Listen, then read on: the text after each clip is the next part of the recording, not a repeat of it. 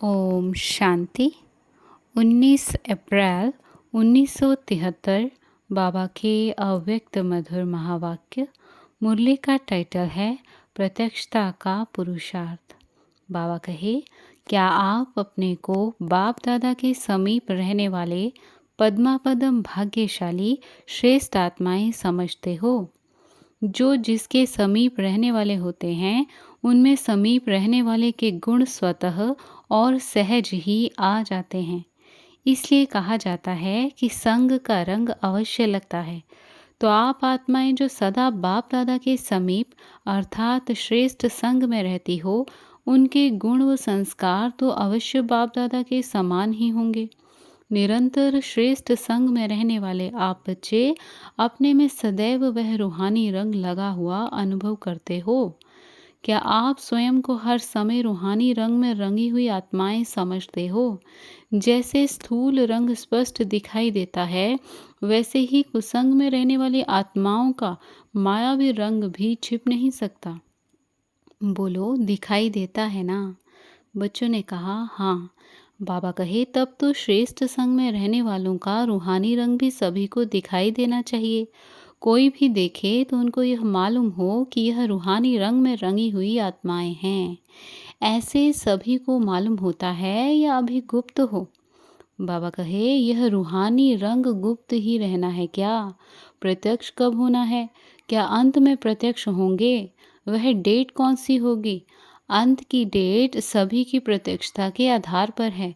Drama plan अनुसार आप श्रेष्ठ आत्माओं के साथ पश्चाताप का संबंध है। जब तक पश्चाताप नहीं किया है तब तक मुक्ति धाम जाने का वर्षा भी नहीं पा सकते। इसलिए जो निमित्त बनी हुई आत्माएं हैं उनसे ही तो पूछेंगे ना। निमित्त कौन है? आप सभी हो ना। अभी अपने ही आगे अपनी संपूर्ण स्टेज प्रत्यक्ष नहीं है तो औरों के आगे कैसे प्रत्यक्ष होंगे?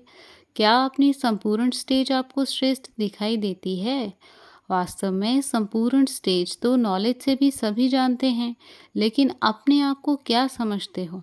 समीप के हिसाब से उस समान बनेंगे ना, तो अपनी संपूर्ण स्टेज दिखाई देती है। बाबा कहे, मैं कौन हूँ? यह पहेली हल नहीं हुई है क्या? कल्प पहले मैं क्या थी, वह अपनी संपूर्ण स्टेज भूल गए हैं क्या?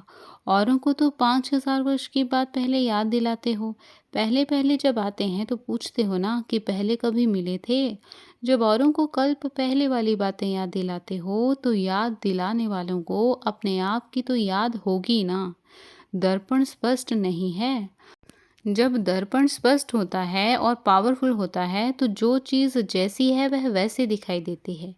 आप विशेष आत्माएं और सर्वश्रेष्ठ आत्माएं क्या अपनी श्रेष्ठ स्टेज को देख नहीं पाती? इतनी ही देरी है विनाश के आने में। जब तक आप निमित्त बनी हुई आत्माओं को अपने संपूर्ण स्टेज का स्पष्ट साक्षात्कार हो जाए। अच्छा बताओ, विनाश में कितना समय है? जल्दी होना है कि देरी है? आज सद्गुरुवार है ना, तो आज वतन में रूह रिहान चल रही थी। कौन सी रूह रिहान? वर्तमान स्टेज कहाँ तक नंबरवार पुरुषार्थियों की चल रही है। इसमें रिजल्ट क्या निकली होगी? पहले प्रश्न की रिजल्ट में मेजॉरिटी 50% से ज़्यादा नहीं निकले। वह पहला प्रश्न कौन सा? इस वर्ष का जो महत्व सुनाया था और डायरेक्शन दिया था कि यह वर्ष विशेष रूप में याद की यात्रा में रहना है, वह अव्यक्त स्थिति में स्थित रहते हुए वरदान प्राप्त करने हैं। तो डायरेक्शन प्रमाण जो वर्ष के आदि में अटेंशन और स्थिति रही वह अभी है। जो अव्यक्त वातावरण व रूहानी अनुभव पहले किए, क्या वही रूहानी स्थिति अभी है? स्टेज में व अनुभव में फर्क है। जैसे सभी सेवा केंद्रों का आकर्षणमय वातावरण जो आप सभी को भी आकर्षण करता रहा, वही क्या सर्विस करते हुए नहीं बन सकता है? इस प्रश्न के रिजल्ट में सुनाया कि 50% भी रिजल्ट नहीं था। दूसरे प्रश्न में रिजल्ट 60% ठीक थी। वह कौन सा प्रश्न? सर्विस के रिजल्ट व उमंग उत्साह में रिजल्ट बहुत अच्छी है, लेकिन बैलेंस कहाँ है? अगर बैलेंस ठीक रखो तो बहुत शीघ्र ही मास्टर सक्सेसफुल होकर अपनी प्रजा और भक्तों को ब्लिस देकर इस दुख की दुनिया से पार कर सकेंगे। अभी भक्तों की पुकार स्पष्ट और समीप नहीं सुनाई देती, क्योंकि आपको स्वयं ही अपनी स्टेज स्पष्ट नहीं है। यह है दूसरे प्रश्न की रिजल्ट। तीसरा प्रश्न है, संपर्क व संबंध में स्वयं अपने आप से संतुष्ट व अन्य आत्माएं कहाँ तक संतुष्ट रही, सर्विस में व प्रवृत्ति में। सेवा केंद्र भी प्रवृत्ति है ना, तो प्रवृत्ति में व सर्विस में संतुष्टता कहाँ तक रही, इसमें मिनॉरिटी पास है। मेजॉरिटी 50-50 हैं। अभी हैं, अभी नहीं हैं, आज हैं, कल नहीं हैं, इसको 50-50 कहते हैं। इन तीनों प्रश्नों से चलते हुए वर्ष की रिजल्ट स्पष्ट है ना। सुनाया था कि इस वर्ष में विशेष वरदान ले सकते हो, लेकिन एक मास ही वरदानी मास समझ अटेंशन रखा। अब फिर धीरे धीरे समय अनुसार वरदानी वर्ष भूलता जा रहा है।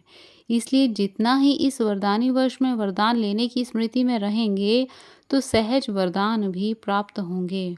और यदि विस्मृति हुई तो विघ्नों का सामना भी बहुत करेंगे। इसलिए चारों ओर सर्व ब्राह्मण परिवार की आत्माओं के आगे सर्व प्रकार के विघ्नों को मिटाने के लिए जैसे पहले मास में याद की व लगन की अग्नि को प्रज्वलित किया, वैसे ही अभी ऐसा ही अव्यक्त वातावरण बनाना। एक तरफ वरदान, दूसरी तरफ विघ्न, दोनों का एक दूसरे के साथ संबंध है। सिर्फ अपने प्रति विघ्न विनाशक नहीं बनना है, लेकिन अपने ब्राह्मण कुल की सर्वात्माओं के प्रति विघ्न विनाश करने के लिए सहयोगी बनना है। ऐसी स्पीड तेज करो, बीच बीच में चलते चलते स्पीड ढीली कर देते हो, इसलिए प्रत्यक्षता होने में भी ड्रामा में इतनी देर दिखाई दे रही है। तभी तो स्वयं को भी प्रत्यक्ष कर सकेंगे। अपने में सर्वशक्तिमान का प्रत्यक्ष रूप अनुभव करो, एक दो शक्ति का नहीं, सर्वशक्तिमान का। मास्टर सर्वशक्तिमान हो, ना कि दो चार शक्तिमान की संतान हो। सर्वशक्तिमान को प्रत्यक्ष करो। अच्छा, master blissful, master knowledgeful, master successful, सर्वश्रेष्ठ सदा रूहानी संग के रंग में रहने वाले विशेष आत्माओं को याद, प्यार और नमस्ते। अच्छा, ओम शांति।